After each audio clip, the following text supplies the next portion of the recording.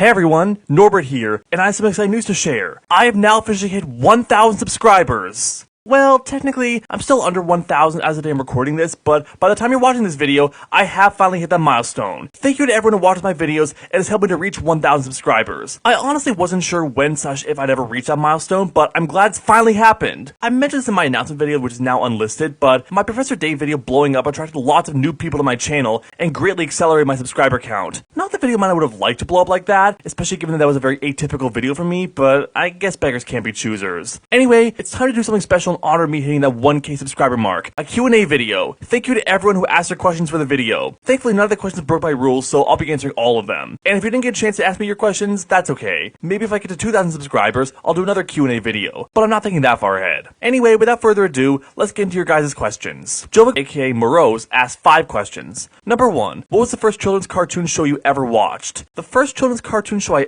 ever watched?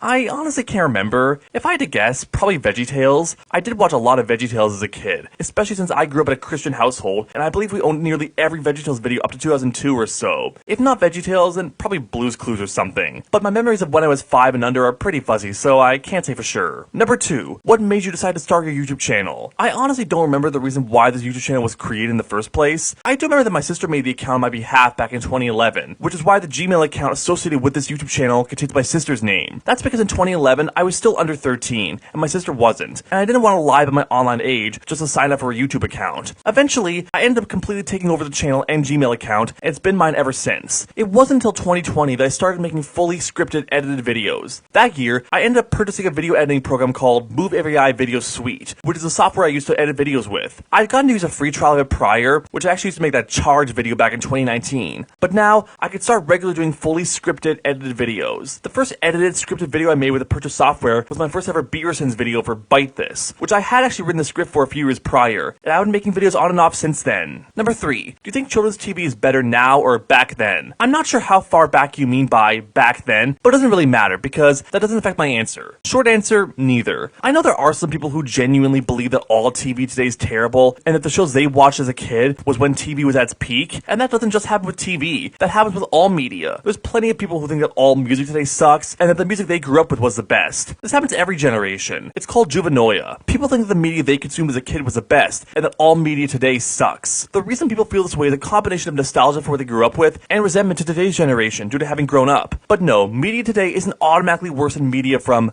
back then. That's a huge blanket statement. But it's also not necessarily better either. Quality and crap exist in every generation, and believing it all suddenly became bad the moment you hit adulthood is just your inner boomer talking. If you want to learn more about juvenoia, go watch Vsauce's video on the topic. He goes into this in way more detail than me, and talks about it way better than I can. But no, children's TV isn't necessarily better now than it was at any point in the past, or vice versa. Number 4. Do you like any of the kids shows that came out within the late 2010s and early 2020s? Yes. I admittedly haven't seen too many of them. I still haven't watched Amphibia or The Owl House yet. Yeah, I'm way behind, I know. But I do like The Loud House, at least the first 3 seasons. I have heard the show hit seasonal rot after Chris Savino got fired. I also really like Glitch Techs, which is the best cartoons of the 2020s so far that I've seen. Seriously, go watch Glitch Techs if you haven't. It's awesome. And on that topic, number 5, what canceled TV show would you like to be revived? Glitch Techs. It only got 20 episodes, although there were more episodes planned. I believe it had about 10 more episodes written and maybe storyboarded, but they didn't come into fruition. I'd love to see those pending episodes made and released. Also, I would have liked to see that 4th Little Dogs on the Prairie video happen too. It's a crime that Little Dogs on the Prairie only lasts for 3 videos, and it's so obscure because it's legitimately the funniest cartoon I've ever seen. Go watch that show if you haven't too. Eli Burns asked 3 questions. Number 1, how/when did you become a fan of the Angry Beavers? So I didn't grow up watching the Angry Beavers. I was still a baby when it was airing, and it was already off the air by the time I was old enough to watch TV by myself. I actually discovered the show nearly a decade after it was canceled through Nick Canada. That was basically the channel Nickelodeon licensed to Canada, although it was separate from YTV, which was basically already Canada's Nickelodeon at the time. Anyway, Nick Canada launched on November 2nd, 2009, and of course, they played all the Nickelodeon shows that were airing on American Nickelodeon at the time. However, they also aired some older Nicktoons as well, mostly at night. One of which was the Angry Beavers. There were a few episodes of the show that really stuck out to me due to how surreal they were, including a couple I've done Beaversons videos on. In 2013, around the time Sanjay and Craig premiered, I stopped watching Nick Canada as my interest began to shift. Fast forward to 2015, and I saw one of my high school classmates watching an episode of a cartoon on a piracy site on a school computer. I ended up going to the same site myself and started watching some episodes of cartoons. Then I remember the Angry Beavers when watching on Nick Canada and decided to look the show up on the site. And the site had every episode of the show barring one. I instantly got hooked on the show from rewatching it, favorite, and for some time, I actually considered it to be my favorite Nicktoon. Also, for a period of time in 2015-2016, I would intentionally mispronounce words and say spoot in real life, just like Norbert and Daggett. My old colleagues from Roots to Harvest, the part-time job I worked at during that time, can attest to that. And eventually, I ended up getting the complete box set for the Angry Beavers on DVD, which kicked off my cartoon series DVD collection. I no longer think the Angry Beavers is my favorite Nicktoon. I'll be mentioning what is later, but the show still has a special place in my heart and an important role in defining my online presence. Honestly, if it wasn't for the Angry Beavers, I probably wouldn't have gotten into the cartoon community at all. Number 2, what is the worst song you've ever heard? The worst song I've ever heard.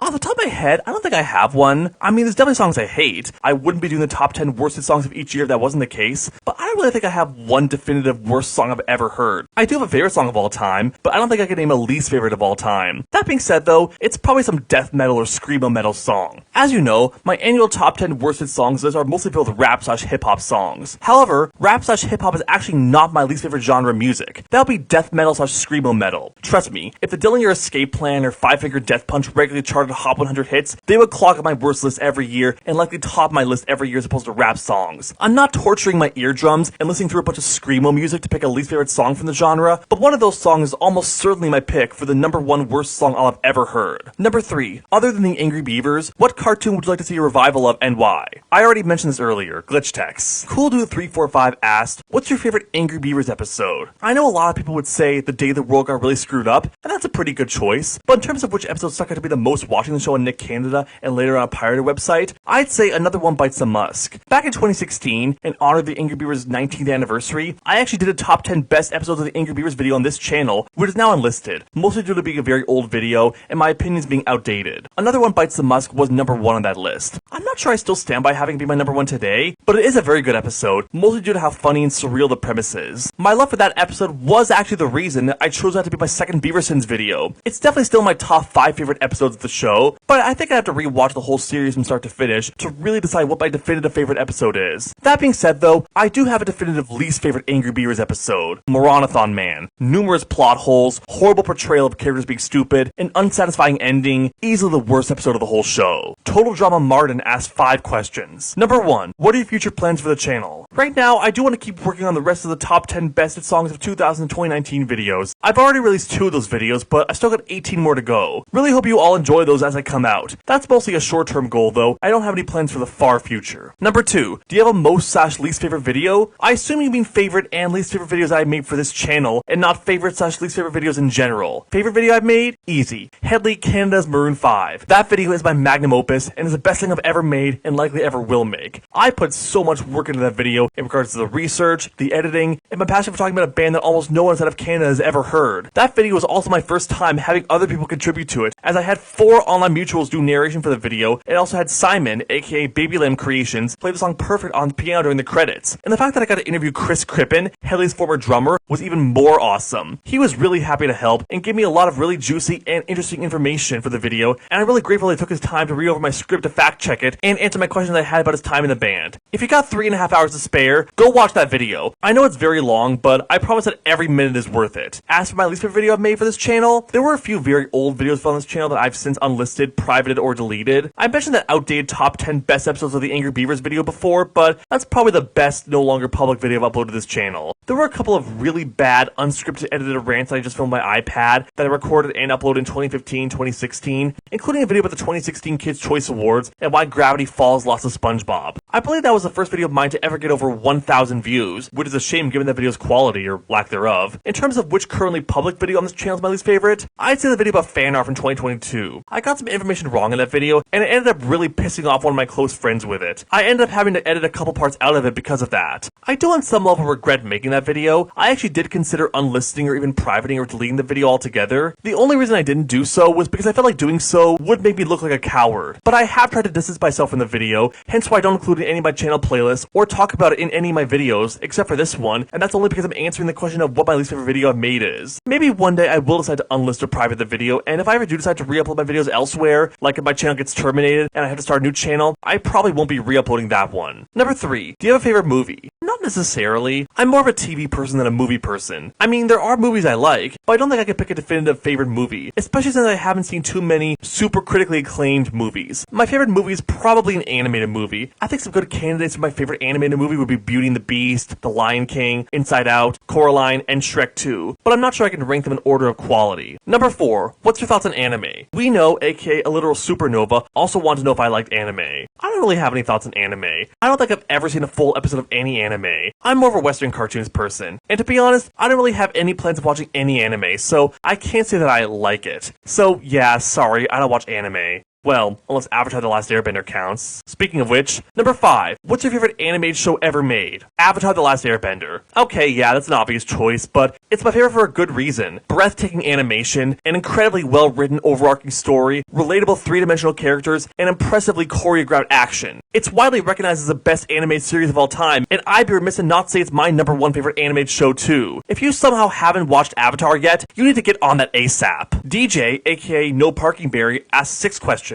Number 1, are you planning on bringing back your Beaverson series in the future? Sure, I do actually have a couple of ideas for which episodes I could sin next, but making Beaversons has never particularly been a real focus for me. I'm sure I will make another Beaversons video at some point, but right now, it's not something that's very high on my priority list. Number 2, which unfinished series concept from Toonatious Family Entertainment would you like to see completed? Looking at those unmade series descriptions from Toonatious' website via the web archive, I think the two that really stuck out to me the most were Planet Janet and The Adventures of Piper Jones. I know you briefly mentioned Planet Janet in your Lenny and Sid review that I commissioned you to do, and I agree that one sounds pretty interesting. A busy housewife who agrees to be the leader of an alien planet, but is always back home in time for dinner. Not really sure where the Christian aspect of the show comes in, or if Toonatious was planning on making any secular cartoons, and that was going to be one of them, but I have at least like to see a few episodes of that. The Adventures of Piper Jones also stuck out to me as well, given how it's about a person whom the adults around him deem as crazy, but is actually a wonderful storyteller whom the children adore. It seems to have that overall moral of don't judge a book by its cover, as well as the themes of nostalgia and childhood. I can imagine that being a pretty deep show that, again, I would have at least liked to see a little bit of. It's a shame Toonatious Family Entertainment didn't last very long, and Lenny and Sid was the only fully complete show to come out of the company. Who knows though, maybe Tony Bancroft will eventually be able to tell those stories in some way, shape, or form in the future. Number 3, what's your opinion on the music video to a-ha's Take On Me? It's a very well-crafted music video. The use of combining live action with pencil sketches is very creative, and I can only imagine how painstaking it must have been to trace the live action frames with those pencil sketches. And apparently, the process took 16 weeks, which is insane, but the result was an absolutely amazing and iconic music video. The music video's plot of a woman being taken to another world, a pencil sketch world, is very creative, and sort of reminds me of the plot of the Nicktoon Chalk Zone, except it's with pencil drawings instead of chalk drawings, and it's very deserving to have over 2 billion views on YouTube. It's also very fitting for a song as great and iconic as Take On Me to have a music video as great and iconic as the song itself. Spoiler alert, if I ever do a top 10 best hit songs of 1985 video, Take On Me has a very good chance of topping the entire list. But the music video is equally as great, and is deservedly recognized as one of the best music videos of all time. Number 4, how would you compare the Angry Beavers episode, It's a Spoonful Life, to another It's a Wonderful Life parody from another Nicktoon, It's a Wishful Life and the Fairly Odd Parents? It's a Spoonful Life is an okay episode. Like It's a Wishful Life, it's an It's a Wonderful Life parody, but unlike George Bailey, in each episode, Dackett and Tippy Turner both realize the world is better with them gone, not worse. I know It's a Wishful Life is a pretty infamous episode due to being really cruel to Timmy and basically telling him that he shouldn't exist and that the lives that everybody knew are better with him gone. It's a Spoonful Life does suffer from some of those same issues, but it's not quite as cruel as that episode, especially since it doesn't hammer that point in quite as much as the Fairly Odd Parents episode. Still not that good of an episode though. Number 5, what do you think of the idea that younger cartoon fans, i.e. Gen Z, aren't as tolerant of mean-spirited cartoons of yesteryear as the older fans? I think there is some truth to that. You did talk about this in your review of Buy One, Get One Free, about how many cartoons from the 90s like Ren Stimpy or Ed, Edd and Eddy were full of mean-spiritedness, whereas many 2010s and 2020s cartoons are a lot more wholesome. I guess it's just an example of taste evolving and mean-spirited cartoons not being anywhere near as prevalent as they were 2 or 3 decades ago. I have no doubt that if more mean-spirited and fewer wholesome cartoons were airing nowadays, Gen Z might be more tolerant to those mean-spirited cartoons because they're more used to them. Older cartoon fans are more used to them since they grew up with those kinds of cartoons, but as times have changed, so are the types of cartoons that are primarily popular now. You know, I wonder if the reverse is also true. Are older cartoon fans less tolerant of wholesome cartoons? Maybe someone should do a study on this. But as for now, all we have is conjecture, and I think your conjecture that younger cartoon fans aren't as tolerant of mean-spirited cartoons from the 90s compared to those who grew up with them is fairly accurate. Number 6, have you seen the cartoon Koala's retrospective on Pie Guy Rules? It seemed to be more objective than the one by That Media Guy 150. Safety. Funny you mentioned That Media Guy. Someone in his Discord server actually shared a screenshot of his comment on that video, which he didn't leave until 9 months after the video came out, because he had been unaware of it until then. I myself wasn't aware of the video until that person posted that screenshot in his Discord server. I only watched the part of the video toward the end where they mentioned That Media Guy's videos on Pie Guy Rules, because that's the part That Media Guy talked about in his comment. I haven't seen the full video yet. I'll have to remember to watch the entirety of it at some point. Daniel Lavertu asks 3 questions. Number 1. What is your favorite animation studio? Nickelodeon. I've always had an affinity for Nickelodeon due to the fact that I grew up with so many of their shows and their very important place in the history of not only kids TV, but TV in general. Despite the numerous controversies they've had over the years, whether it's constantly moving shows over to Nicktoons and canceling shows too early, or being associated with controversial people like Butch Hartman, John Kay, and Dan Schneider, the latter of which becoming much more mainstream in the aftermath of Quiet on Set, I'll always love Nickelodeon for their shows and their place in TV history. If you want to learn more about the history of Nickelodeon, I'd highly recommend checking out Pop Arena's series Knickknacks, where they review every single show that ever aired on Nickelodeon in roughly chronological order, and also talk about the history of not just Nickelodeon, but TV in general. Trust me, it's a fantastic YouTube series. Number 2, do you have a favorite cartoon creator? That's an interesting question. I don't necessarily think I have one favorite cartoon creator, but I think there are a couple that stand out to me. One is the late Stephen Hillenburg. Obviously, he created what would end up being Nickelodeon's most popular show ever, and one of the most iconic cartoons of all time. Beyond that, Stephen was a very nice and humble guy, and it's a shame that ALS took his life at only 57 years old. I think another cartoon creator that stands out to me as one of my favorites is Craig McCracken. One thing that makes him up there for me is his longevity. Over his career, he's made 4 different animated series for 3 different studios spanning over 20 years. Very few other cartoon creators have managed to achieve having that many series for that many studios within that time, and even most cartoon creators with multiple shows are usually all made the same studio, like Butch Hartman with Nickelodeon, or Seth MacFarlane with Fox. Not only that, but all 4 of McCracken's series have completely different art styles. You wouldn't expect all 4 of his shows to have all been made by the same guy. When it comes to other cartoon creators with multiple shows like Butch Hartman, Seth MacFarlane, or Matt Groening, you can usually tell just by looking at the similar art styles that they're all made by the same person. With Craig McCracken's 4 shows, you can't. He's a very versatile creator who has one of the most impressive resumes of anyone in the animation industry, and for that, I'd have to say he's one of my favorite cartoon creators. Number 3, why did you choose to name your channel Norbert? Wyatt Hamabi also asked the same question. Short answer, because I love the Angry Beavers. Long answer, strap in. Most of you already know this, but my name isn't actually Norbert. My real name is Simeon. Simeon Mark Davenport is my full legal name. Norbert is simply my online nickname. As for why I started using that nickname, we have to go back to the end of 2015. For Christmas that year, I ended up getting an iPad mini. Unfortunately, after downloading the Twitter app on it, I wasn't able to log into my Twitter account. The email address associated with my pre-December 25th, 2015 Twitter account was one of my sister's old emails. Unfortunately, she didn't remember what the email address was, and she wasn't able to log back into it. For some reason, I could only use that Twitter account on my old iPod Touch, which I was replacing with my iPad, so I had to create a brand new Twitter account. At the time, I was really hooked on the Angry Beavers due to the fact that I rediscovered and rewatched the show in 2015, as I previously mentioned. So when choosing my new Twitter handle, I decided to go with @SNorbertD. S for Simeon, Norbert for one of the 2 main characters of the show I was really into at the time, and D for Davenport. For some reason, however, when I created the Twitter handle @SNorbertD, that account got suspended immediately. So I had to create another account called @SNorbertD1, and that became my Twitter account, which I used up until I migrated to Blue Sky in November of last year. And for a long time, my Twitter name was Simeon Norbert D before I changed it to Simeon Davenport /Norbert. Soon after, I don't remember exactly when or why, I decided to just adopt the nickname Norbert. Later, when I joined Instagram, and much later when I joined Blue Sky, I kept the handle @SNorbertD. Like I said, this YouTube channel was created in 2011, a few years before I adopted the nickname Norbert. Originally, this channel's username was Pocketbook. There's a weird story behind that username that I won't get into here, but eventually, in either late 2017 or early 2018, I decided to change my YouTube channel name to Norbert to match my other social media accounts. Then in November 2018, I asked DJ, whose questions I already answered, to draw me a watermark to match my online nickname. For a while, I actually included that watermark in all my Instagram pictures, and eventually, when I started regularly doing YouTube videos, I started including it in all my YouTube videos. I feel like it makes sense for a YouTuber to have a watermark matching their channel name so people can't try to steal it. So yeah, that's why I'm called Norbert online. Matter Vincent asked 2 questions. Number 1, you've got songs from Luke Combs at the top of 3 of your 5 most recent Bop Songs vids. What makes Luke Combs stand out so strongly to you, or what makes a good Luke Combs song for you? Yes, it's true. I do really like Luke Combs. he has topped my top 10 best hit songs list 3 times, and also had 4 more songs make those lists, including 2 that were number 2. He's easily my favorite mainstream country artist right now. I think there are 2 things that really make his music stand out to me. Firstly, his music harkens back to neo-traditional country. Over the last 10 years or so, mainstream country has been dominated by pop country, bro country, boyfriend country, and even a bit of country/hip-hop fusions like with Old Town Road. Luke Combs, on the other hand, makes music that sounds a lot more organic, with warm, twangy guitars, fiddles, and pedal steel. It sounds very nice, and much more akin to what most people think of when they think of country music. And secondly, Luke Combs has a very fatherly, mature image to him. Even though Luke Combs is only 35, just 9 years older than me, he gives off the image of someone at least 10 years older. Many of his songs sound like they're being sung from the perspective of a father to his child, and even those that aren't still give off that mature sort of feeling to them. He fits a similar niche in country as someone like Alan Jackson or Tim McGraw, the neo-traditional country artist who has this very mature, fatherly image to him. And again, with all the pop country, bro country, and boyfriend country that's been dominating the genre over the past several years, Luke Combs' music is really a breath of fresh air. He fits into the neo-traditional sound really well. Even his songs that could be argued are a bit more pop country like Hurricane or She Got the Best of Me, or border on southern rock like Ain't No Love in Oklahoma, don't sound out of place from his typical sound. But it's not just that. Many of Luke Combs' songs are also really well written. 2 of his songs that I put number 1 on my top 10 best hit songs list, even though I'm leaving from the 2020 list, and Where the Wild Things Are from the 2024 list, are both showcases of fantastic storytelling in songs. They both tell a very heartfelt, bittersweet story that I don't think would have fit into artists like Morgan Wallen or Thomas Rhett. Only someone with a warm, fatherly image like Luke Combs can have a song with a story work like that from their perspective. Those 2 songs are the 2 best songs I've heard from Luke Combs, and to answer the second part of your question, what makes a good Luke Combs song for you, the answer is a really well-told story. Even Luke Combs' cover of Tracy Chapman's Fast Car gives the song a new perspective, and works from a storytelling standpoint, as I mentioned in the Best of 2023 video. Heck, in his song Doing This, which I kind of regret not putting on my Best of 2022 list, he talks about how even if he wasn't famous, he'd still be making music. It's not about the money or fame or glory, it's about the love of music. He'd be busking on the street making money off of tips in a jar if he wasn't making music with a major record label. He'd still be doing this if he wasn't doing this. It's a very humble song, and I really do believe he means that. And again, that just adds to Luke Combs' maturity, which stands out to me. So yeah, kind of a long answer, but that's what makes Luke Combs stand out to me. His neo-traditional country sound and his fatherly image. Number 2, if Nicktoons had a shared universe like Cartoon Network showing crossovers like Crossover Nexus and OKKO, minus the apocalypse, what kind of day-to-day life would Norbert Beaver live? Which Nick characters would he be friends with? I feel like Norbert's life wouldn't really be any different than how it's shown in the show. I imagine he'd still be watching Oxnard Montalvo movies, creating secret rooms, etc. I imagine all the Nicktoon characters in this hypothetical shared universe would live very similar lives to the ones they live in their shows. As for which fellow Nicktoon characters Norbert would be friends with,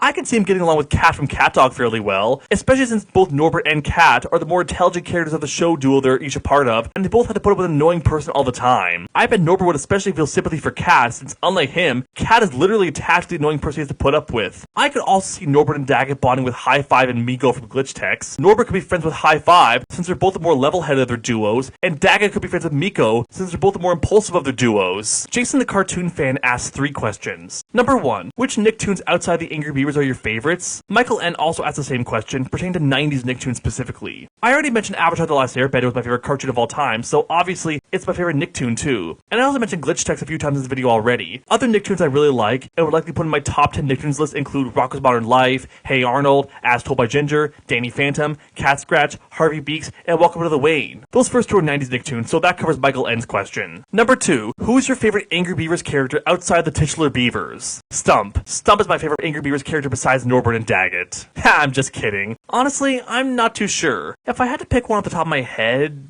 maybe Bing? He's a fairly funny character, and I can sometimes be hyperactive like him. Yeah, let's go with Bing. Number 3, do you use Pluto TV? It's a very solid way to get your fix of Nickelodeon content if you don't have Paramount Plus. Yes, I do use Pluto TV. In fact, I primarily use it to watch Nickelodeon shows. I believe Canadian Pluto TV is a lot more Nickelodeon shows than American Pluto TV does. It's a great way for me to watch quite a few 2000s to 2010s Nickelodeon shows. It's not perfect. They don't have every season or every episode of the shows that are on there, and there are some Nickelodeon shows that they don't have that I wish they did have, but I'm very glad that I do have a place to watch The Penguins of Madagascar or Zoe 101. And thankfully, Pluto TV is free with ads, so I don't have to pay any money to watch the shows, as long as I put up with occasional commercial breaks. Javier Vila asked 2 questions. Number 1, what are some tools that you would suggest that are free for someone who is interested in doing their own digital animation for beginners? I'm not an animator myself, so I'm not the best person to ask about that. I know the standard for 2D animation nowadays is Toon Boom, but you need a license to use it, so I wouldn't say that's a beginner's tool. I know a lot of people use Blender for 3D animation, and I know Blender is free, so if you want to get into making CG animation, I go with Blender. Not really sure about 2D animation, though for stop motion, I think all you really need there is a camera and physical character models, be they made out of clay or something, to pose and repose. Number 2, can you suggest some beginner tools for doing web development? Very interested, but would also like to try and learn on my own if possible. So I don't talk about this on my channel, but for those who don't know, I'm actually a web developer. That's actually my real job outside of this channel. I got my bachelor's degree in computer science in 2024, and I've been studying computer programming and web development for about 8 years. At the job I currently work at as I'm making this video, I've actually helped work on a couple of deployed sites. Links to both of these sites are in the description if you want to see them for yourself. Anyway, when it comes to people wanting to get into web development, I don't necessarily think you need to go to college like I did. There are a lot of self-taught web developers. There are plenty of websites and free online tutorials that teach how to write HTML, CSS, JavaScript, etc. One channel I'd recommend in particular is Learn Web Code. He's got tutorials on CSS, JavaScript, React, WordPress, Next.js, Webpack, and more. He's even got courses on Udemy which you can pay for and learn how to build websites from scratch. He's a fantastic teacher, and I've learned a lot from him. Go check out his tutorial videos for learning web development. As for what tools you'll need, firstly, you need a text editor like Visual Studio Code. Don't just use Notepad, get a real text editor. I'd also recommend installing Node.js and Git on your computer as well, as pretty much every web developer uses them for package management and server control. Also, be sure to create a GitHub account if you don't have one so you can push your code online and show people the code you've written. There are various other tools that can help with web development as well, but I would say that a text editor, Node.js, and Git are the 3 basic tools that every web developer needs most. Download those, learn how to use them, start watching web dev tutorials, start experimenting with creating local web pages, and slowly build up to learning about things like frameworks, cookies, web tokens, and deployment. Halston Wirt, aka Lunumber95, asked, what is your favorite song from a fictional TV/movie character, animated or otherwise? That's tough to say. There's a lot of stuff I haven't gotten around to watching yet, and even within the media I have seen, there is some fantastic music. I mentioned how Beauty and the Beast and The Lion King are 2 of my favorite animated films of all time, and are both competitors for my number 1 favorite Disney movie. Both those movies have fantastic soundtracks sung by fictional characters. And then of course, there's plenty of other Disney films and even non-Disney films with stellar soundtracks. And not just movies. When we get into TV shows, there are plenty of shows with some incredible music, such as VeggieTales or Phineas and Ferb. I honestly could do a video on the top 10 or even top 20 best songs from either of those shows, due to having some really well-written catchy songs. And maybe I will at one point. Let me know in the comments if you'd be interested in seeing me make either of those videos. Shout out to VeggieTales in particular, due to Kurt Heineke being a fantastic music director. And that's just animated media. I'm sure there's plenty of great songs in live action shows or movies too. In short, I don't know. There's a lot of fantastic songs sung by fictional TV/movie characters that I really don't think I could pick a number 1 favorite off the top of my head. Joseph Tafur asked 4 questions. Number 1, ever heard of Code Lyoko? I've heard of it, but I have not seen it. Number 2, thoughts on Miraculous Tales of Ladybug and Cat Noir? Again, that's another show that I've heard of, but not seen. I don't have any thoughts. Number 3, your opinion on the rise of indie animation. Admittedly, I haven't really watched too much indie animation. I've heard The Amazing Digital Circus is really good, but I still haven't gotten around to watching it. Yeah, I know, there's a lot of cartoons I'm way behind on watching. And then of course, there's shows like Hazbin Hotel, which have been incredibly popular. That being said though, I pay more attention to studio-produced animation rather than indie animation. But if indie animators are able to break into the mainstream and have their cartoons become as popular as studio-produced cartoons, then that's great too. Indie animators arguably work even harder than animators working at established studios like Nickelodeon or Disney do, especially since they have to work not just on their animation, but also to acquire the funds to create their cartoons and get their work out there. With studio-produced cartoons, the network or studio takes care of marketing for you and gives you the budget you need to make your cartoon in exchange for giving up the IP rights and the risk of your cartoon getting screwed over. With indie animation, you get to keep the IP rights and don't have to worry about your cartoon getting unfairly screwed over, but you have to get the money and resources to make it all by yourself, which isn't easy since animation is expensive to make, and there's no guarantee that it'll become popular and make any sort of splash. I do have a lot of respect for indie animators, even though I don't pay attention to their work as intently as I do cartoons and animated movies from Nickelodeon, Disney, Cartoon Network, or other well-established studios or networks. But I am glad that indie animators seem to be having more of a chance to shine and compete with cartoons from those aforementioned animation studio juggernauts. In fact, I want to give a shout out to my friend DJ, whose questions I already answered. He's actually produced quite a bit of indie animation himself, like his Grover Guy short from 2019, or his classic logo Remake Party series, where he basically reanimates various logos. I'll put links to those in the description if you want to check them out and help support one of my longtime friends and a very talented artist and aspiring animator himself. Number 4, any new albums you're looking forward to? Not really. To be honest, I'm more of an individual songs person than albums person. If there is an album that comes out in the future that I have a lot of thoughts on, I'll do a review of it. I've only done 3 album reviews so far, but I am open to doing more, as long as I feel like I have quite a bit to say on it. Maybe someday I'll consider doing a review of an album that isn't recent. There actually are a couple of albums that fit that criteria that stand out as potential candidates for review, but right now, I prefer to only review recently released albums whenever I feel like it. Inky asked 5 questions. Number 1, what is your favorite anime? anime. Again, I don't watch anime. I don't have a favorite. Sorry. Number 2, have you ever seen My Little Pony? Outside of clips, no. I've never been a brony, and I can't see myself getting into My Little Pony anytime soon. Number 3, what inspired you on YouTube? Alan Jr. also asked the same question. I don't think I have any big major source of inspiration. I will say there have been some creators that have inspired me. I'd say my show reviews have been somewhat inspired by Old School Lane's analysis videos. My music reviews, including my album reviews and best and worst hit songs lists, have been somewhat inspired by Spectrum Pulse, and my Beaversons videos are obviously inspired by Cinema Sins. But honestly, I'd say my biggest inspiration is just feeling like I have a lot to say on certain shows, songs, or topics surrounding media. So my inspiration is my own opinions, I guess. But it's not like I saw some YouTuber making videos and thought, hey, I'd like to do that too. I kind of fell into regularly making YouTube videos after buying some video editing software and having a desire to share my opinions on media.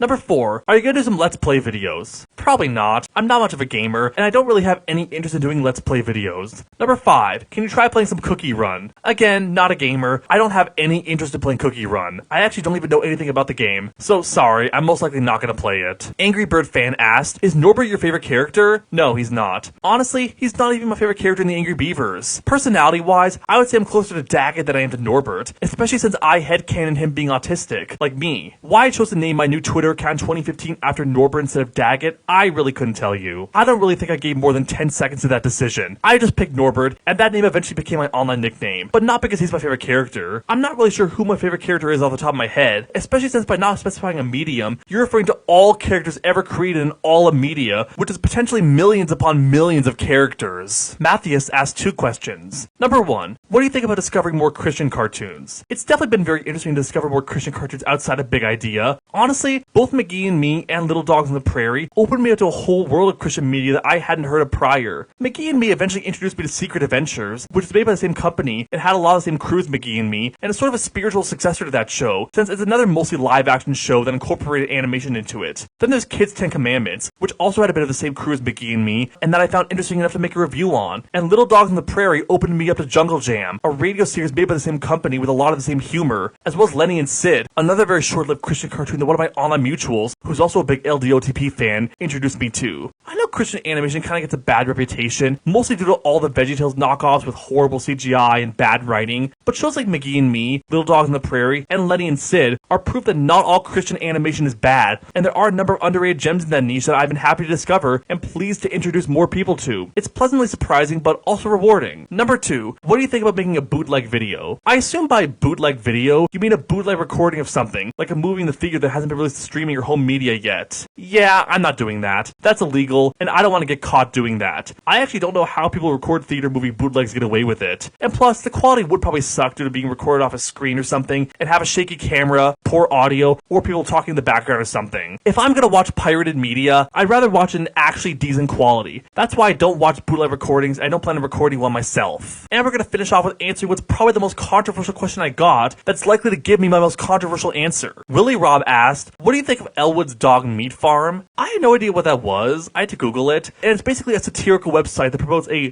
dog meat farm, a farm that raises dogs for meat. It's not a real farm, again, it's satirical, but it's basically a site that's meant to guilt trip meat eaters and basically coerce them into going vegan. When I scrolled on the page enough and got to the main point of the website, I groaned and rolled my eyes. I really hate this attitude that some vegans have, that they're morally superior to meat eaters, and basically try to force other people into going vegan too. You know the kind of vegans I'm talking about. Super annoying, PETA supporters, the kind of people whom a lot of people would label as Karens. This website feels like it was made by those people. Whenever I come across a vegan like that, I feel like going and eating some meat out of spite. If you saw my Professor Dave video, you know that I really can't stand toxic and narcissistic people, and hardcore vegans are honestly just as insufferable as Professor Dave, if not more so. By the way, I want to make it absolutely clear that I'm not talking about all vegans. I know there are plenty of vegans who are nice people, who don't put themselves on a moral high ground for their lifestyle and are friends with meat eaters, but unfortunately, hardcore vegans like this do exist, and are basically the walking vegan stereotype. It's similar to how I feel about atheists. I don't have a problem with atheists. If you don't believe in God, that's fine. Believe or don't believe whatever you want. However, if you're one of the atheists who acts intellectually and morally superior to religious people, or makes condescending remarks towards religion or religious people, saying stuff like, you believe in fairy tales, or where's your sky daddy, or something like that, and acts like the atheist worldview is the objectively best one, then I have a problem with you. And by the way, yes, I do know that rude religious people and religious fundamentalists exist, but the atheists who act like the way I just described are honestly just as annoying as them in my opinion. Acting toxic and narcissistic and or shaming, bullying, mocking, or guilt-tripping others for their beliefs or lifestyle that don't affect anyone except themselves makes me want to take the opposite stance purely out of spite. And that's how I felt reading the Elwood's Dog Meat Farm website. Don't try to guilt me for my diet, and don't take the moral high ground. I understand that many vegans are very passionate about their diet/lifestyle and feel compelled to spread awareness about the horrors of factory farming or the environmental impact of the meat and dairy industries, but guilting and or shaming me or treating me like a monster for making choices about what I eat isn't the way to win me over to your side. Making websites like Elwood's Dog Meat Farm is actually going to make me do the opposite. And also, recognize that some people are never going to go vegan no matter what, and you can't convince everyone. Just like how trying to convince diehard supporters of X politician or political party that they should support a politician or party on the opposite side of the political spectrum is a fruitless effort, trying to convince people who love non-vegan foods to go vegan is also a fruitless effort. For the record, I'm one of those latter people. Pretty much all my favorite foods contain meat, dairy, and or eggs, and there's no way in hell I'm giving up all of them. Cheese is just too delicious to give up.